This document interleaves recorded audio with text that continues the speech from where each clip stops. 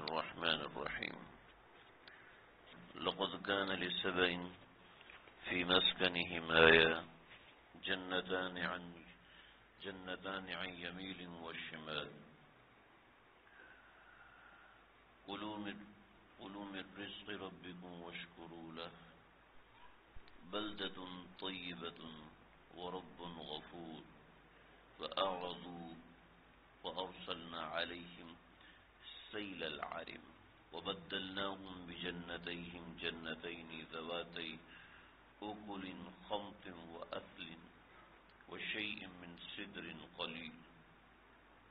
سورہ سبا کی آیت نمبر 15 اور آیت نمبر 16 ہے. اللہ رب العزت ارشاد فرما رہے لقد كان لسبع في مسكنهم آية. سبا کے لیے ان کے مسکنت کے اندر، اس کے مکان کے اندر اللہ رب العزت نے نشانیاں رکھی تھی، اور وہ نشانیاں کیا تھی؟ جنتان، دو باغات تھے، عن یمین و شمال، ایک دائیں تھا اور ایک بائیں تھا، یعنی دائیں بائیں دو باغ تھے ملک سبا میں. یمن کی آج بھی ایسی ہی حالت ہے کہ وہاں سرسبز و شادابی ہے، اور سرسبزی اور شادابی ایسی تھی کہ اصل میں ایسا تھا کہ ان کی آپس میں جنگ تھی، تو ملکہ بلقیس جو ان کی ملکہ تھی اس نے ان کے لیے بند بنایا، اور بند وہ اتنا عظیم الشان تھا جو کہ پورے یمن کو پانی سپلائی کرتا تھا. اس کے 12 بند تھے، یعنی بند کے 12 حصے تھے، اور 12 کے 12 حصے اس طریقے سے اس اینگل میں بنے ہوئے تھے کہ جس سے پورے یمن کو پانی چلتا تھا، پانی ملتا تھا. سبا کے بارے میں آپ صلی اللہ علیہ وسلم سے پوچھا کہ کون ہے، تو آپ نے فرمایا تھا کہ یہ یعرب کے آبا و اجداد میں سے تھا سبا، اور اس کے 7 بیٹے تھے، 3 بیٹے عرب میں رہے، 4 بیٹے غیر عرب میں چلے گئے اور وہاں جا کے آباد ہوئے. تو سبا اس کی بستی تھی، اور ملکہ بلقیس ان کی نسل در نسل آنے والی بادشاہوں میں سے تھی. تو اس نے اپنے زمانے کے اندر ڈیم بنایا تھا، اور یہ بہت زبردست ڈیم تھا جو کہ پورے یمن کو پانی سپلائی کرتا تھا، جس کی وجہ سے وہاں باغ و باغیچے بہت ہی زبردست انداز میں قائم تھے. تو یہ چاہے انسان اپنی محنت کرے، چاہے آسمانی بارش کے ذریعے سے ہو، بہرحال یہ نعمت تو اللہ تعالیٰ کی ہے. تو ہم نے ان سے کہا تھا کلوا من رزق ربکم، اپنے پروردگار کے رزق میں سے کھاؤ، واشکروا لہ، اور اس کا شکر ادا کرو. یہاں پر جو شکر مراد ہے، یہ شکر 2 قسم کا شکر ہے. ایک تو وہ شکر ہے جو انسان زبان سے ادا کرتا ہے، اور دوسرا شکر ایمان اور عمل صالح ہے. یہ ملک سبا سے اللہ رب العزت کا مطالبہ تھا، کیونکہ یہ ایمان نہیں لائے تھے بلکہ سورج پرستی کیا کرتے تھے، اور اللہ رب العزت نے ان کو اپنی نعمتیں عطا فرمائی تھیں. اور یہ جو نعمتیں تھیں، یہ نعمتیں اس بات پر دلیل تھیں کہ اللہ رب العزت ان کے اوپر نظر کرم کیے ہوئے ہیں. چنانچہ حضرت مجدد ملت تھانوی رحمۃ اللہ علیہ نے فرمایا ہے کہ بعض مرتبہ اللہ تعالیٰ کی نعمتیں یہ اس بات کی نشانی ہوتی ہیں کہ اللہ تعالیٰ راضی ہیں. ہر دفعہ نہیں، لیکن بعض مرتبہ اللہ تعالیٰ نے نعمت دی ہے، یہ اللہ کی رضامندی کی علامت ہوتی ہے. چنانچہ اللہ نے گھر دیا ہوا ہے رہنے کے لیے، اس بات کی علامت ہے کہ اللہ راضی ہیں. اللہ نے روزی کی فراوانی دی ہے، یہ اس بات کی علامت ہے کہ اللہ تعالیٰ راضی ہیں. اور روزی نہ ہونا یہ اس بات کی علامت نہیں ہے کہ اللہ ناراض ہے. تو یہ بات ایک واضح ہو جائے. تو چنانچہ یہاں پر اس آیت کا مدلول، یعنی یہ آیت ہمیں بتا رہی ہے کہ اللہ رب العزت نے اگر نعمتیں دی ہیں تو اس نعمتیں ملنا یہ اس بات کی علامت ہے کہ اللہ کی رضا ہے، اور اللہ کی رضا ہے اور مزید رضا والے کاموں کا مطالبہ ہے. اور وہ 2 کام ہیں، ایک ایمان عمل صالح اور دوسرا شکر ادا کرنا. یہ 2 مطالبہ اللہ رب العزت نے نعمت کے ساتھ رکھے کہ نعمت ہم دیں گے، ایمان لے کے آؤ، عمل صالح رکھو تو نعمت برقرار رہے گی. ایمان نہیں لاؤ گے اور عمل صالح نہیں کرو گے تو نعمت زائل ہو جائے گی. دوسرا، شکر ادا کرو گے تو نعمت قائم رہے گی، شکر ادا نہیں کرو گے تو نعمت زائل ہو جائے گی. چنانچہ اگر اللہ نے ایمان دیا ہے اور کبھی عمل صالح کی بھی توفیق ہو جاتی ہے تو تو اس کے ساتھ شکر ادا کرنا ضروری ہے. دوام نعمت کے لیے ضروری ہے، یعنی نعمت ہے اور نعمت ہمیشہ رہے، اس کے لیے ضروری ہے کہ شکر ادا کرتا رہے. چنانچہ اللہ نے صحت کی نعمت دی ہے تو اس پر شکر ادا کرے، اللہ نے دولت کی نعمت دی ہے تو شکر ادا کرے، اللہ نے اولاد کی نعمت دی ہے تو شکر ادا کرے. تو یہ شکر نعمت کو قائم رکھتا ہے. اور بعض حضرات نے مظہری میں لکھا ہے کہ نعمت کا شکر ادا کرنا نعمت کو قید کر دیتا ہے اور مزید نعمتوں کو لے کر آنے کا سبب بنتا ہے. چنانچہ شکر ادا کرنے سے بڑی نعمتیں ملتی ہیں اور بڑا تجربہ بھی ہے. سیدنا موسیٰ علیہ السلام کے بیشتر واقعات ہیں، پیچھے اعملوا آل داؤد شکرا میں ذکر کر چکا ہوں. آگے ایک اور نعمت بھی ہے، وہ کیا ہے؟ بلدۃ طیبۃ. بلدۃ طیبۃ، پاکیزہ شہر، پاکیزہ علاقہ. پاکیزہ شہر دیکھیں جی، پاکیزہ شہر کا مطلب کیا مطلب ہوا؟ پاکیزہ شہر، پاکیزہ شہر کا مطلب بہت سے بیان فرمائے ہیں. پاکیزہ کا مطلب ہے امن والا شہر، یعنی ایسا شہر، ایسا علاقہ جہاں پر امن امان ہے، وہاں پر رہنا. بعض حضرات نے کہا پاکیزہ شہر سے مراد یہ ہوتا ہے کہ انسان کو اپنے وطن میں روزی مل جائے، یعنی وطن مل جائے اور اپنے ہی وطن میں روزی مل جائے. تو یہ اللہ رب العزت کی طرف سے ایک پاکیزگی ہے اور یہ ایک اعلیٰ ترین رزق ہے. ہاں، باہر جا کے کمانا گناہ نہیں ہے، منع نہیں ہے، ناجائز نہیں ہے، لیکن ایک بڑی نعمت ہے کہ وہ نعمت اپنے وطن کے اندر انسان کو روزی ملے، وہ اس سے مراد ہے. اور بلدۃ طیبۃ سے بعض حضرات نے، ہمارے حضرات اکابر نے کہا کہ اللہ رب العزت نے ہمیں جو یہ ملک دیا ہے یہ بھی اس میں شمار ہوتا ہے کہ اللہ رب العزت نے اپنی حکومت والا، اسلامی حکومت والا ملک عطا فرمایا. گو کہ اس میں ہزاروں خامیاں ہیں، لیکن پھر بھی کفار کی حکمرانی سے کئی گنا بہتر ہے.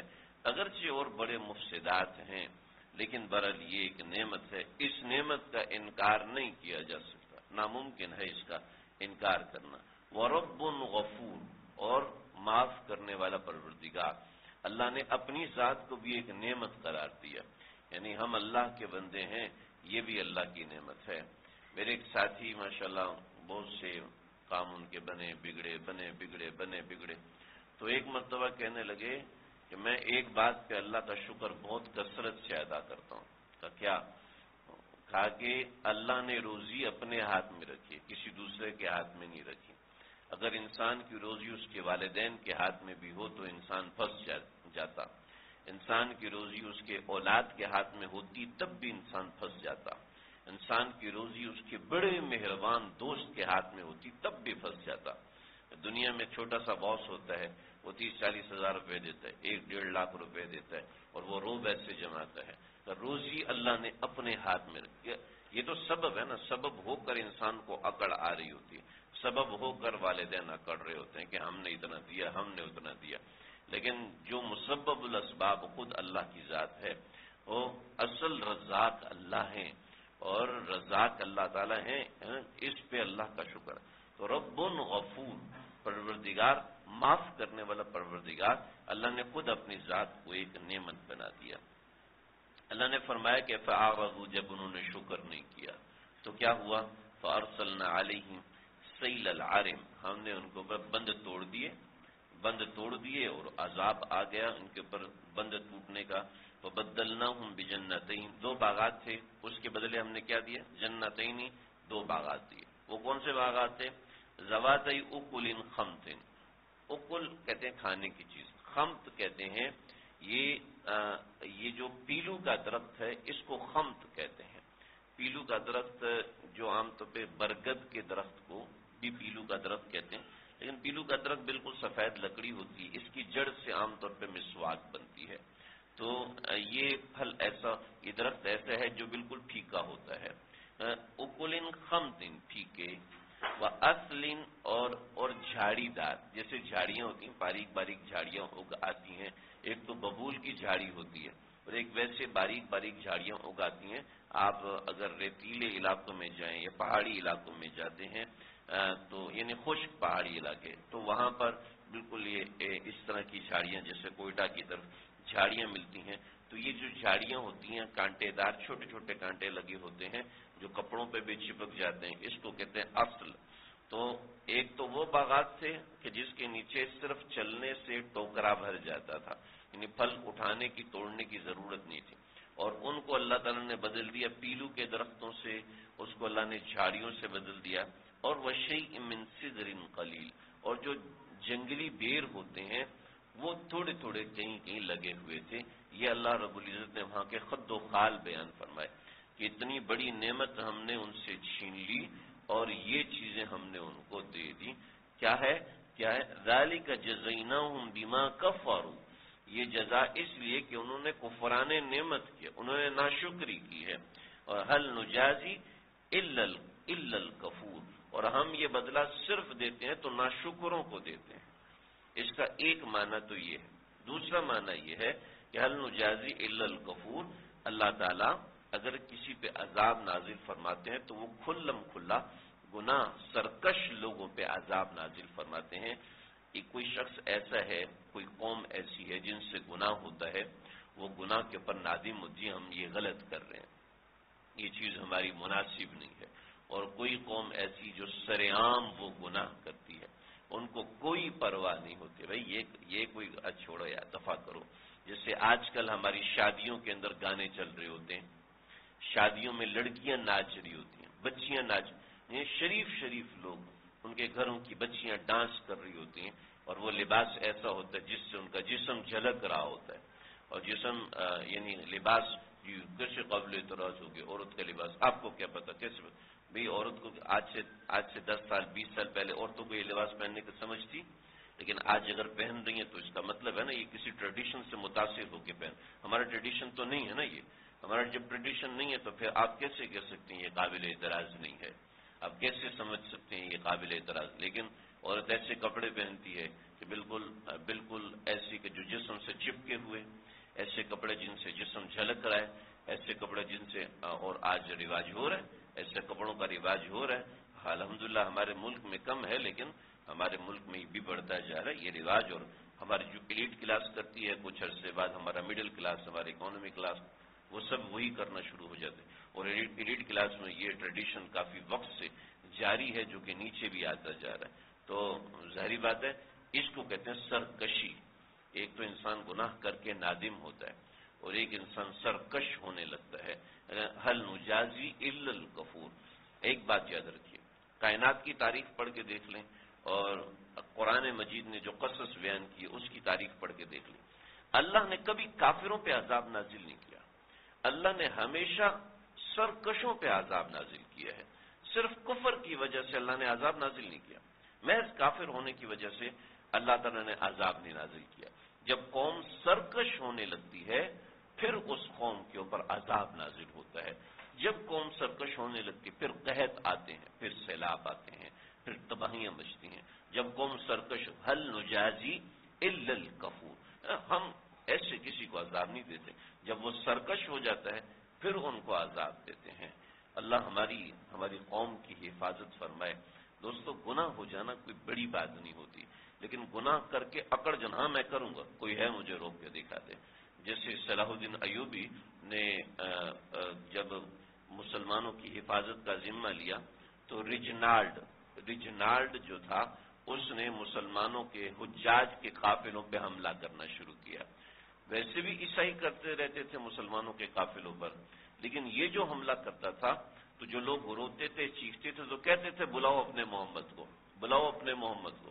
ایسے وہ پکارتا تھا کہ بلاؤ اپنے محمد کو، جو جس کو کہتا اس کا سر کاٹتا، جس کو کہتا اس کا سر کاٹتا.